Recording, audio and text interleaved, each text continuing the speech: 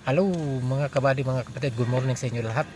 Ito mga kabady, mga kapatid, ito na i-update ko na kayo sa Ford Taurus kanina na nag-highlight yung check engine niya.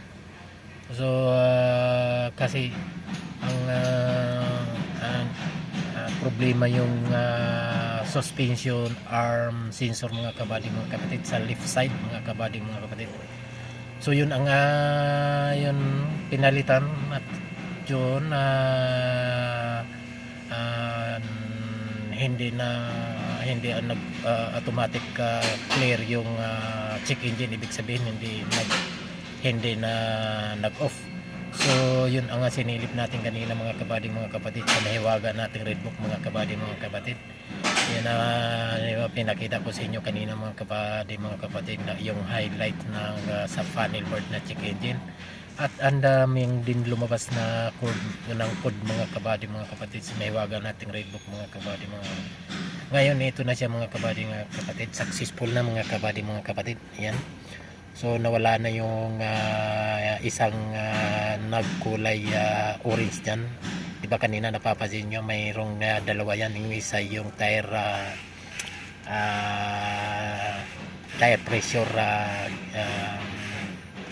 indicator. Okay, yung sa baba yun yung check engine. So kanina, 'di ba, napapansin nyo maraming nakaread ngayon mga kabady, mga kapatid. Ito na. Nagkulay green na siya kung napapansin nyo yung mga kabady, mga kapatid. Yan. Yan. At saka normal na mga kabady, mga kapatid. Ayan, normal na. Normal. So yun lang ang problema mga kabady, mga kapatid. Yung suspension arm sensor sa lower side mga kabady, mga kapatid.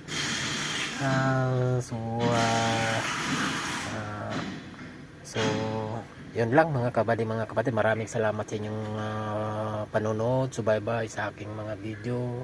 Walang sawang manonood. Maraming salamat sa inyo. Sana'y patuloy nyong subaybayan, suportahan ang aking mga video. Pagpalain po sana tayong lahat mga kabady, mga kapatid, kung saan man tayo naroroon. Luzon, Visayas, Mindanao, OFW, saan man kayo naroroon.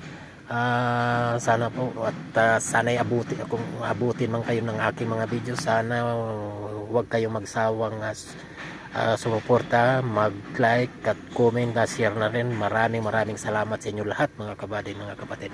Okay, bye bye. I love you mga kabady, mga kapatid. Okay.